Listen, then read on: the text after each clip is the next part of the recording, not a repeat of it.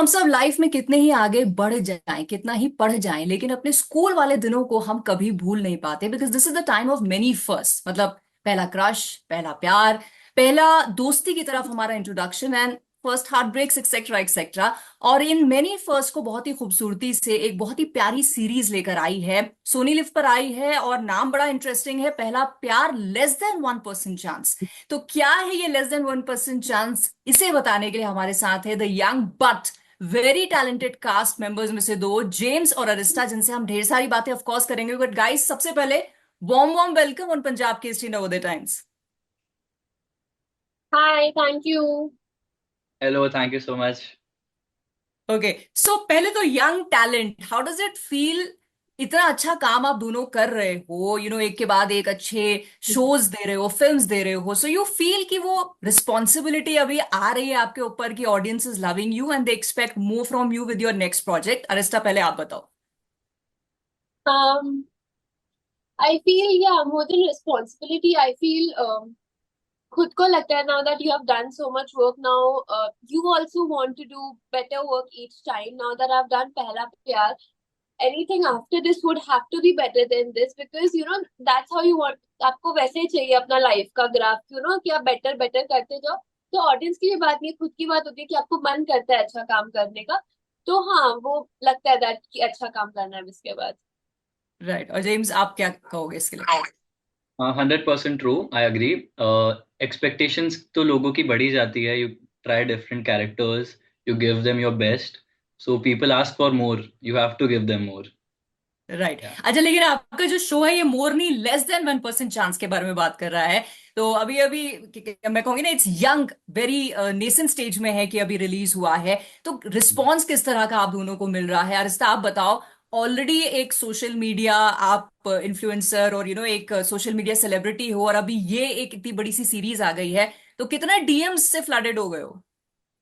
I feel मुझे honestly बोलूं, अभी तक एक भी नेगेटिव कमेंट नहीं आया इसके बारे में व्हाटसोएवर। मैंने जितना भी डाला है, किसी ने बुरा नहीं बोला है, सबने अच्छा ही बोला है। बिकॉज मैंने तो ये आई थिंक पहले इंटरव्यूज में भी बोला था, I was very confident that this will do well because इसकी स्टोरी ही इतनी अच्छी थी। Leave aside actors making the hmm. Thing, because इसका कॉन्सेप्ट ही इतना अच्छा था कि सबको पसंद आना ही था। एंड मेरे को पर्सनली बहुत बहुत ज्यादा प्यार मिला। इवन इनफैक्ट जिन लोगों से मैं मिलती हूँ, बहुत लोग देख रहे हैं ये। इनफैक्ट मेरे रिलेटिव्स या फिर मेरे सोसाइटी में everyone is loving it because it's such a pure show. मतलब फैमिली के साथ बैठ के देख सकते हो ये वो। तो I think I am getting a lot of love. कोई नेगेटिव कमेंट्स नहीं है अभी तक तो। राइट, एंड जेम्स, आप कितना प्यार मिल रहा है?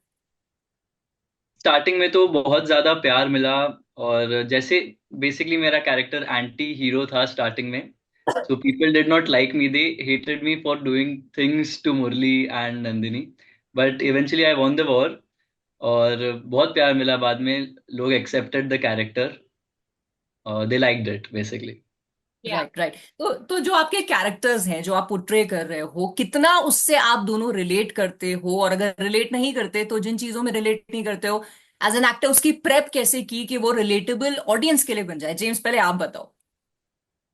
सो मुझे कुछ स्पेशली इतना ट्रेन नहीं करना पड़ा, बिकॉज मुझे कनेक्टिविटी मेरे कैरेक्टर से बहुत मिली। It was like just being myself, so hmm. It was easier for me.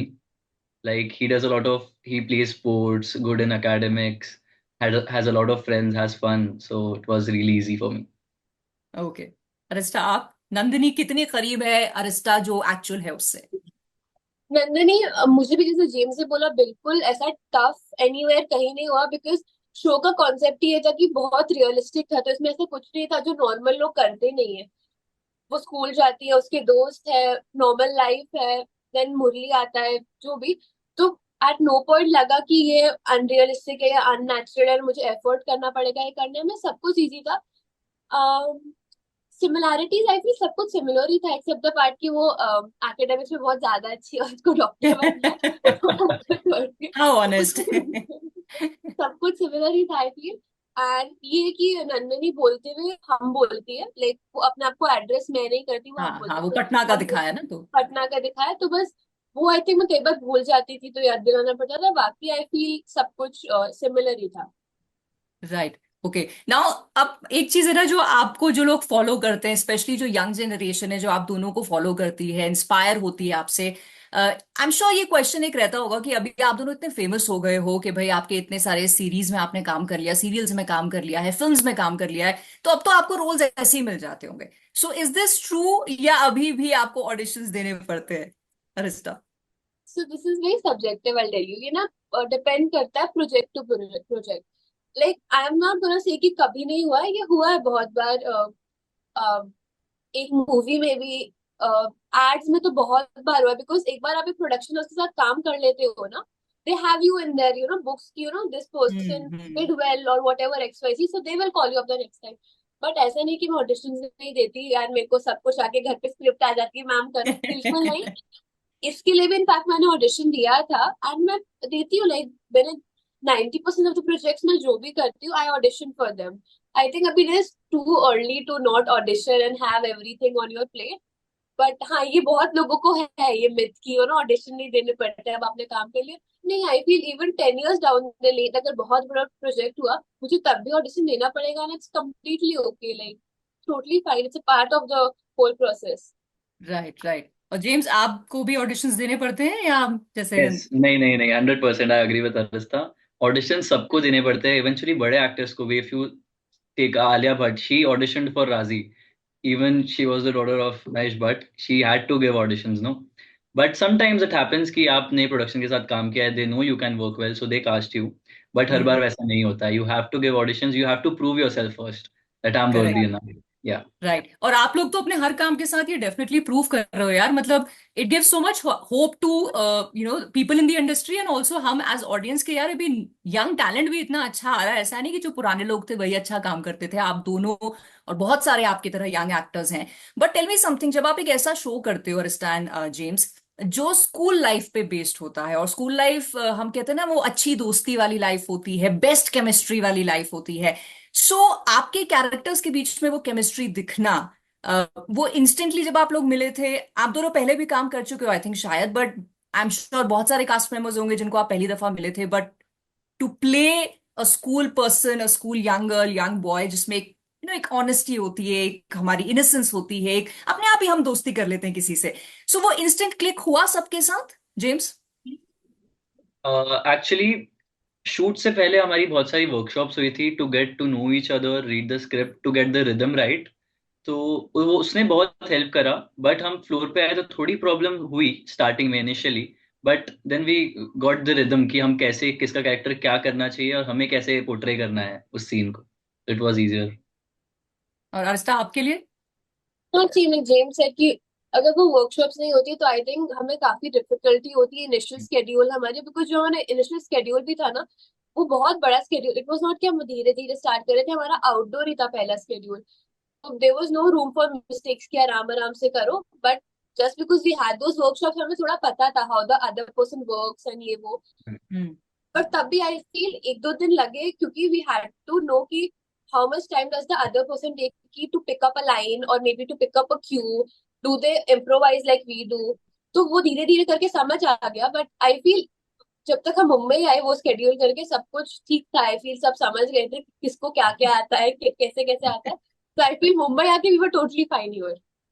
Right. अच्छा, बट टेल मी समथिंग, लोग कहते हैं ना, कोई भी काम अगर बहुत शुरू से आप कर रहे हो, unless you have that passion for it, तो थोड़ा सैचुरेशन आ जाता है। आप दोनों ही यंग एज से लाइमलाइट में आ चुके हो, और एक के बाद एक बहुत अच्छा परफॉर्मेंस कर रहे हो, लोगों के दिल में छा रहे हो ना, आज नाम जानते हैं लोग आपका, पहले शायद काम जानते होंगे, आज शायद चेहरा पहचान के आपको कहते होंगे सड़कों पे कि अरे आपको यहाँ देखा, अच्छा लगा आपका काम। Do you feel, first of all तो क्वेश्चन ये है कि व्हेन यू ग्रो अप इसी लाइन में रहना चाहते हो, एंड दी सेकेंड इज, आपको क्या लगता है कि वो सैचुरेशन कहीं आपको लगेगा कि यार कब से काम कर रहे हैं, Arista? um I have like actually thought about this and we have had conversations also about this because I feel जब आप जेम्स तो 6 साल से कर रहे थे, वो 6 साल का था, हाँ मुझे वही ना। तभी, हाँ, मैं I was 10 when I started and I think मुझे लगता है कि like I also want to go, I want to go with my friends, मुझे ये करना है, I'm just working. So there are moments when you feel that, but then like no one forced it on you, you chose this line, तो वो फिर realization हो जाता है कि I enjoy doing this also and it's work at the end of the day. And about this being my career 100%, very honestly, I am not 100% sure. I would love to become an actor, but again, the industry, it's very either you go totally up or either it's nothing. It's like that.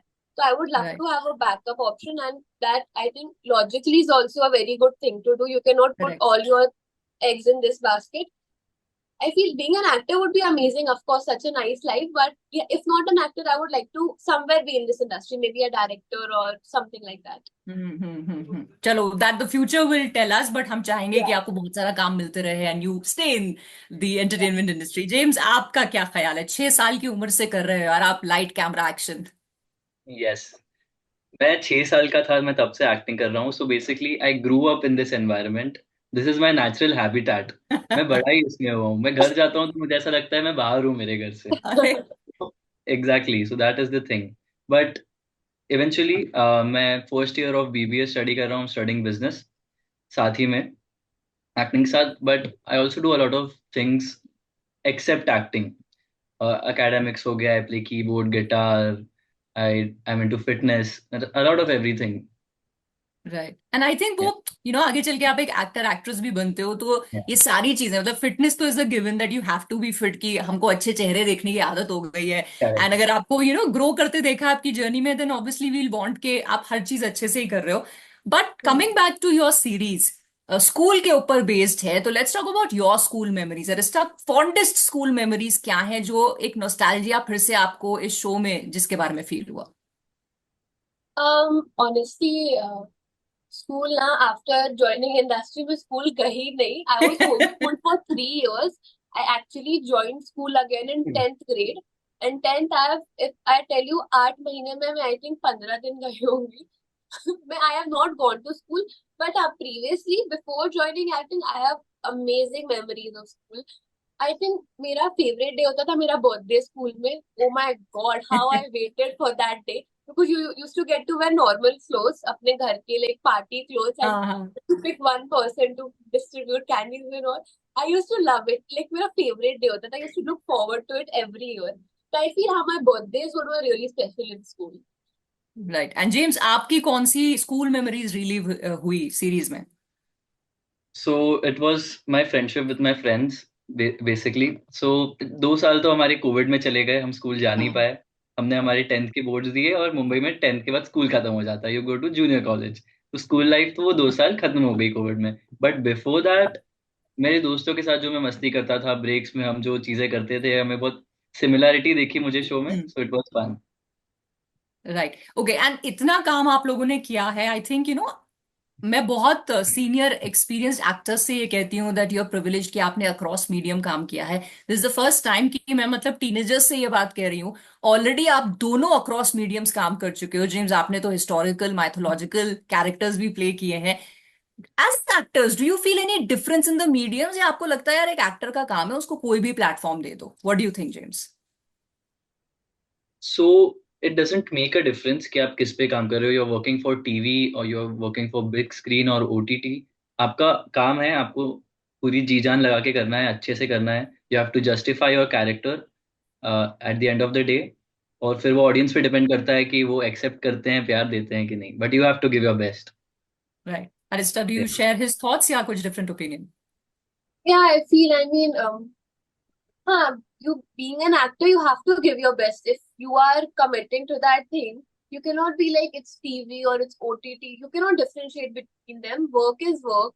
Like calm is, agar the fact that you are getting work is, you have to be grateful for that and you have to give your 100%. I feel मेरे को तो कभी नहीं लगता कि TV है ये वो. It's work at the end of the day. You are doing something good because you have chosen it. अगर आपने हाँ बोला है तो अच्छा ही होगा ना. तो you have to give your 100%.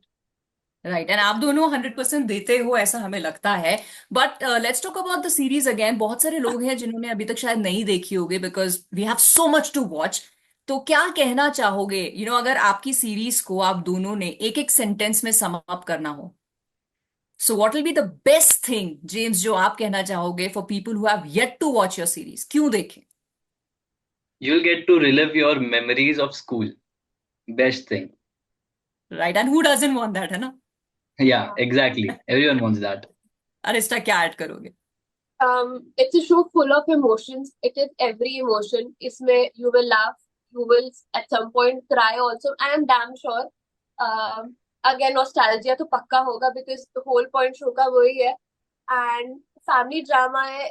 कहीं ना कहीं relatability है ही. Even if you come from like how we have shown Murli ka middle class, what dynamic he has with his father, or being a girl who how her mother pressures her for studying and all. So there are a lot of different dynamics and somewhere सब relate करेंगे ही because सब जैसे relationship सबके अलग अलग है. There is no similarity. Her character अलग है. So I think सब relate करेंगे कहीं ना कहीं हर चीज से. Right. So what I wish for your series is इसको less than 1% chance नहीं, इसको 100% chance of success and love मिले from the audience. And आगे भी आप दोनों जो काम करें, may you get a lot of success for it. So wishing you best of luck and thank you so much for talking to me. Thank you so much. Thank you so Thank much. you. Thank you so Thank much. you. Bye bye.